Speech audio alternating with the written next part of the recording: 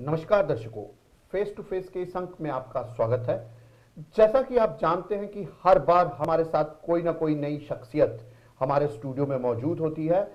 आज हमारे साथ स्टूडियो में मौजूद है हमारे जम्मू कश्मीर के नौजवान और डायनेमिक लीडर और हमारी जम्मू कश्मीर रियासत के minister of state transport independent charge जनाब सुनील शर्मा जी, और हम इनसे ये जानेंगे कि किस तरीके से इन्होंने ट्रांसपोर्ट डिपार्टमेंट का जो सिस्टम को ठीक किया और क्या क्या नए प्रोजेक्ट्स लेके ये ट्रांसपोर्ट डिपार्टमेंट में आए हैं और किस तरीके से इन्होंने पॉलिटिक्स ज्वाइन करी और किस तरीके से रुख किया कि पॉलिटिक्स की तरफ। जी सुनील जी, आपका हमारे स्टूडियो में स्वागत है। सुनील जी, सबसे पहले आपसे मैं यह जानना चाहूंगा कि आपको पॉलिटिक्स में आने की इंस्पिरेशन कहां से मिली? बेसिकली राजनीति कोई मेरे परिवार से मुझे नहीं मिली है। जी। जिस प्रकार का वातावरण पूरे देश में और विशेषकर हमारे प्रदेश में है,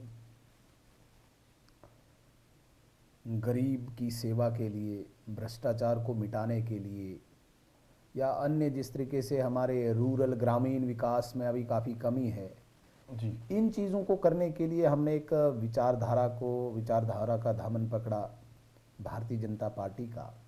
और धीरे धीरे मुझे लगता है कि भारतीय जनता पार्टी ही हमें ऐसे मकाम पे ले आई। आज हमें सेवा का प्रत्यक्ष रूप से मौका मिला है। तो हमारी इंस्पिरेशन जो है वो विशेषकर परिस्थितियां जो हमारे इस देश प्रदेश की हैं या देश की हैं, हमारी सीमाओं की हैं, ये हमें इस तरफ खींची है। जी।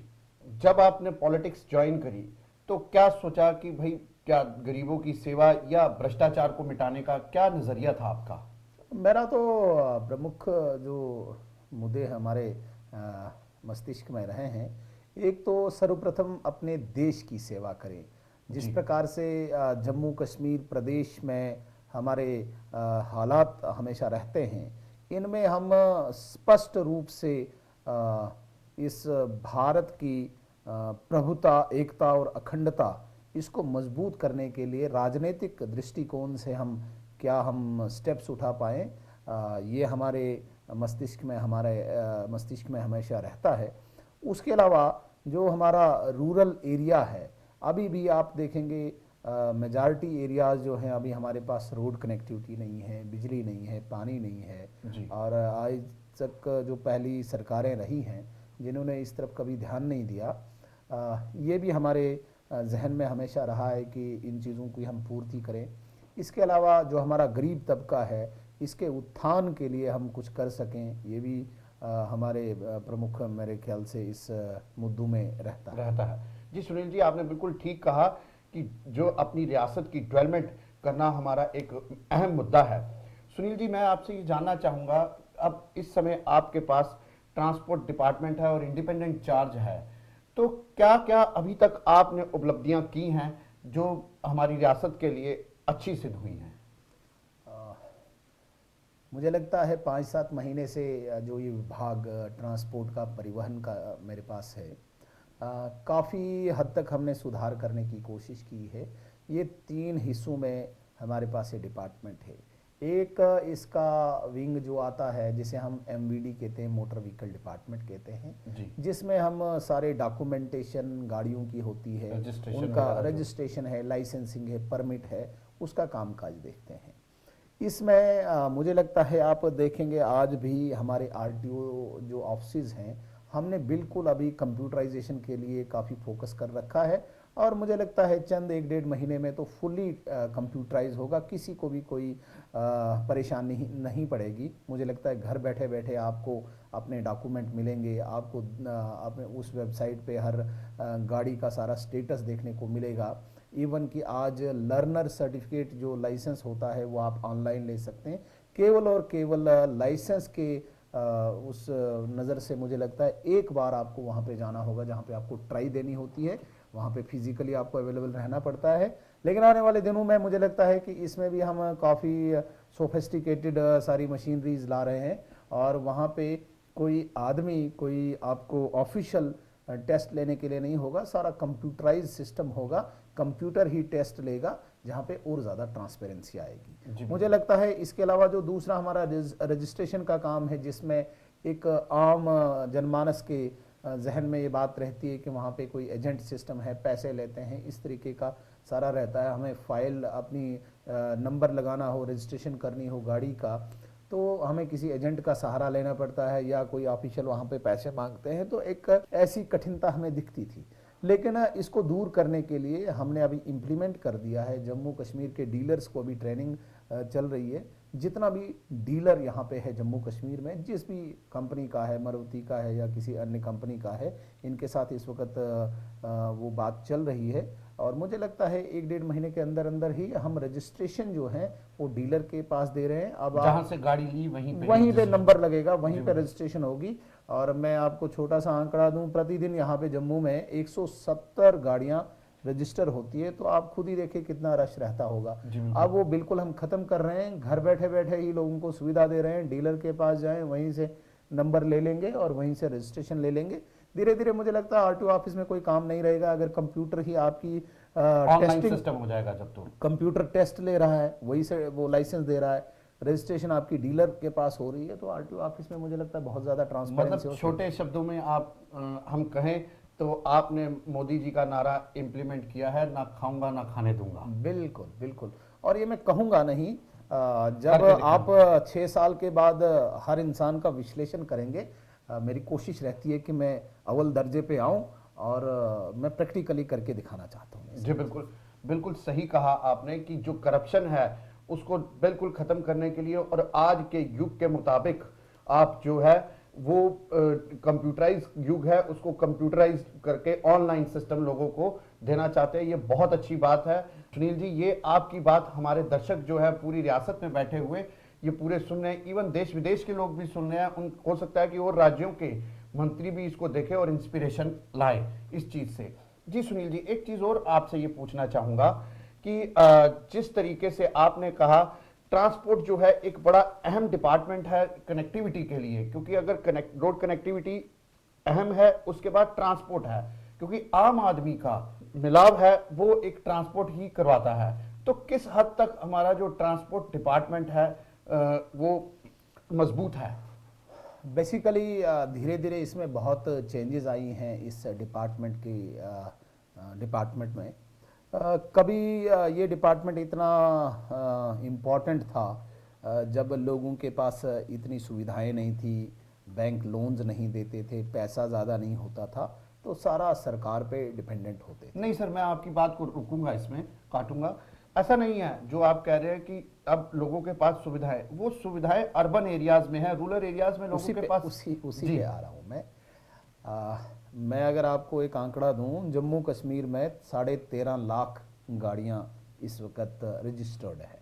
13.5 लाख, तो करोड़ सवा करोड़ की हमारी आज आबादी। तो आप खुद ही रेशो निकाल सकते हैं। जब आप पब्लिक ट्रांसपोर्ट की बात करते हैं तो मेरा ये मानना है 75 से लेके 80% लोग जो रूरल हैं, जो एरिया ग्रामीण में रहते हैं, उनको अभी भी सरकार की पब्लिक ट्रांसपोर्ट पे ही डिपेंडेंसी है। इसको अपलिफ्ट करने के लिए, इसको और ज़्यादा मुझे लगता है कि साफ़ सुथरा लाने के लिए हमने कुछ स्टेप्स उठाए हैं। चूँकि हमारी कंपल्शन है कि हमने उन एरियाज़ में ट्रांसपोर्ट देना है जहाँ पे प्राइवेट ट्रांसपोर्टर नहीं जाते। प्राइवेट ट्रांसपोर्टर जिस रोड पे जिस एरिया में उसे लाभ होगा वहीं पे गाड़ी चलाएगा, लेकिन सरकारी मजबूरी है कि हमें वहाँ पे भी लॉस पे भी चलानी पड़ती है, जिस वजह से हमें काफ़ी दिक्कतें रहती है एसआरटीसी में। बट अभी नया मॉडल हमने जो लाया है, मुझे लगता है इसमें हमारे पूर्व मुख्यमंत्री मुफ्ती मोहम्मद सईद साहब का एक बहुत बड़ा हाथ है। हमने एक नया मॉडल पीपीपी मॉडल यहाँ पे अभी अडॉप्ट किया है। बहुत चंद दिनों में आप देखेंगे कि वो इम्प्लीमेंट हो रहा है। हमने जो प्राइवेट कंपनीज है उनको यहाँ पे इनवाइट किया हुआ है थ्रू ASRTO। ASRTO एक ऐसी ऑर्गेनाइजेशन है जो controlled and managed by MORTH है, ministry of road transport and highways. ASRTO association of state road transport undertakings है, जो MORTH के अंडर आता है। उनके पास एम्पैनल्ड एजेंसीज होती हैं। और उन एम्पेनल्ड को हमने इनवाइट किया है थ्रू ASRTU कि हमें इतनी गाड़ियां चाहिए, हमारे पास ये रूट्स हैं और अच्छी सोफिस्टिकेटेड नई गाड़ियां हमें मिलनी चाहिए। तो मुझे लगता है 95% उसका काम कंप्लीट हो चुका है। आप आने वाले दिनों में देखेंगे जितने भी रूट्स हैं हमारे, बड़ी हाई फाई गाड़ियाँ लगभग करोड़ 1.5 करोड़ की, हाँ हाँ हाँ, जिसमें ऐसी गाड़ी हम देंगे लोगों को और काफ़ी अच्छी सुविधाएं भी देंगे। इसके अलावा जो जम्मू कश्मीर की SRTC है उसमें भी हमने सरकार से डिमांड की कि हमें अलग से एक बजट मिलना चाहिए। जो हमारे ग्रामीण क्षेत्र हैं जहाँ पे हमारी बसेस पुरानी अब ये हो चुकी हैं, उनको और ज़्यादा नवीनीकरण के लिए हमें कुछ मॉडर्नाइजेशन करने के लिए कुछ पैसे की हमने डिमांड की है। मुझे लगता है कि बहुत जल्दी आप देखेंगे कि इसमें काफ़ी अच्छा सुधार हो रहा है। अभी हमें 5-7 महीने में, चूंकि कश्मीर के हालात ठीक नहीं रहे, जिस वजह से हम इतनी जल्दी कोई इम्प्रूवमेंट नहीं कर पाए, लेकिन आने वाले दिनों में आप देखेंगे कि पब्लिक ट्रांसपोर्ट भी बहुत अच्छा आपको यहाँ पे दिखेगा। सुनील जी, आपने बिल्कुल ठीक कहा। सुनील जी, आप ही के प्रश्न से जुड़ा हुआ एक और अहम प्रश्न जो कि खासकर जम्मू डिस्ट्रिक्ट और कश्मीर डिस्ट्रिक्ट को बड़ा खा रहा है, इवन और भी जो हमारे कई डिस्ट्रिक्ट्स हैं उनमें भी ये परेशानी है। जैसे कि आपके कहने के मुताबिक 13.5 लाख व्हीकल्स जो है वो इस समय ऑन ग्राउंड हैं, लेकिन आप देखिए क्या ऐसा कोई प्रावधान नहीं होना चाहिए जो जैसे बाहर के मुल्कों में है कि जब आप रजिस्ट्रेशन देते हैं तो उनसे पार्किंग प्लेस पूछी जाती है, और जब पार्किंग प्लेस पूछी जाती है अगर वो गवर्नमेंट की पार्किंग प्लेस पे लगा रहे हैं तो उनसे उसका पैसा लिया जाता है, जिससे वो डेवलपमेंट के काम आता है, जिससे सड़कें अच्छी बनती हैं, जिससे और माहौल अच्छा बनता है। बिल्कुल आपने ठीक बात कही। चूंकि हमारे पास अगर 13.5 लाख गाड़ियां हैं तो हमारे पास रोड और पार्किंग प्लेस की भी काफ़ी कमी है। आज कल रोज़ जो आप ट्रैफिक जैम देखते हैं या काफ़ी कयास मचा हुआ है, ये बिल्कुल चिंतनीय विषय है जिसके लिए हमें चिंता करने की आवश्यकता है। लेकिन जो आप कह रहे हैं कि जिसके पास पार्किंग प्लेस नहीं है वो गाड़ी खरीद नहीं सकता है, अभी हमारी मानसिकता इस स्तर पे नहीं है। नहीं, मैंने कहा सर खरीद नहीं सकता। मैं समझ गया। जो बाहर जो काफ़ी कंट्रीज में है, पहले पार्किंग प्लेस देनी है फिर आपने गाड़ी खरीदनी है। अगर आपने सरकारी पार्किंग प्लेस को यूज़ करना है तो उसके लिए उतना पैसा आपने देना है। मेरे कहने का जो तात्पर्य है कि मानसिक स्तर जो है, जो सिविक सेंस या मानसिक स्तर ही हम कहेंगे कि अभी हमने यहाँ पे डेवलप करना है लोगों में कि ये देश जो है हमारा अपना देश है, इस देश के प्रति हमारे कुछ कर्तव्य हैं कि अगर हम कहीं पे पार्किंग प्लेस यूज़ कर रहे हैं तो हमें पैसा देना है। आपको पता है अभी जम्मू कश्मीर में बिजली हम जो जलाते हैं इसका किराया वसूल करने के लिए कितनी मशक्क़त करनी पड़ती है। तो अभी इस लेवल पे हम नहीं पहुंचे हैं कि हम इमीडिएटली ये लागू कर सकें, लेकिन धीरे धीरे मुझे लगता है कि ये जो बना हुआ है एक सिस्टम अडॉप्ट तो करना पड़ेगा कुछ न कुछ, ताकि हमें ट्रैफिक जैम कम हो, लोगों को असुविधा न हो। ऐसी चीज़ों पर हमें सोचने की आवश्यकता आएगी। चले, ये तो ट्रांसपोर्ट डिपार्टमेंट की बात थी। अब आपकी एक बड़ी अहम कॉन्स्टिट्यूंसी की बात पूछेंगे, क्योंकि हमारे पास कई ऐसे डेपुटेशंस आए और उन्होंने कहा कि जब आपके पास MLA किश्तवाड़ और ऑनरेबल मिनिस्टर आएंगे तो उनसे ज़रूर ये पूछिएगा कि आप माता मचेल की डेवलपमेंट किस तरीके से कर रहे हैं, क्योंकि आप ही की कॉन्स्टिट्यूंसी में आता है। और मुझे लगता है अमरनाथ जी और माता वैष्णो देवी जी के बाद अगर सबसे बड़ा जो हमारा तीर्थ स्थान है वो अभी माता मचेल का बनने जा रहा है और बन रहा है जी। इस बार का भी आंकड़ा लगभग 2 से 3 लाख यात्रियों का है और केवल एक महीने के उस पूरी अवधि में जी बिल्कुल इतने यात्री गए हैं और धीरे धीरे मुझे लगता है कि ये रिकॉर्ड तोड़ लोग वहाँ उस तरफ जाने की संभावना है। सर मेरी सबमिशन बीच में आपसे ये है कि मैं अभी पूरी बात नहीं हुई थी कि वही जो मेरे पास डेपुटेशंस आए अच्छे मोजिज लोगों के, तो उन्होंने कहा कि सुनील जी से ये ज़रूर पूछिएगा कि उसकी जो जिस तरीके से माता वैष्णो देवी का आपने नाम लिया या बाबा बर्फानी का नाम लिया, तो वहाँ जो श्रद्धालु हैं वो देश विदेश से आते हैं, लेकिन यहाँ जो श्रद्धालु हैं सिर्फ जम्मू कश्मीर से ही हैं और ज़्यादा से ज़्यादा पंजाब के थोड़े कुछ इलाकों से। क्या साक्षात वहाँ माँ के दर्शन हैं तो अच्छे से उनका मतलब एक प्रचार किया जाए, तो वो उसकी कमी क्यों है? इस चीज़ को अभी हम टूरिज़्म डिपार्टमेंट के साथ ले रहे हैं, क्योंकि धीरे धीरे ही ये सारी चीज़ें प्रख्यात होती हैं। जी। मुझे नहीं लगता कि एब्रप्ट हम कहें कि पूरे देश विदेश के लोग फटाफट वहाँ पे आएंगे। धीरे धीरे ये बातें ट्रेवल करती है। पहले तो ये यात्रा केवल किश्तवाड़ से जाती थी, भद्रवाह से जाती थी, 100-200 लोग जाते थे। फिर धीरे धीरे इसका आकार बढ़ने लगा और आज पहुँचते पहुँचते 2-3 लाख लोग आ रहे हैं और काफ़ी बाहर प्रदेशों से अभी शुरुआत हुई है। धीरे धीरे जब ये बातें ट्रेवल करती हैं और माँ की महिमा का बखान धीरे धीरे जगह जगह होगा, तो ये निश्चित रूप से आप मानिए कि इसमें मुझे नहीं लगता है कि हमारी सरकारी कोई इतनी आवश्यकता पड़ेगी। लोगों की जो आस्था है वो माँ के साथ जुड़ी है और वो वहाँ पे उनको खींचेगी।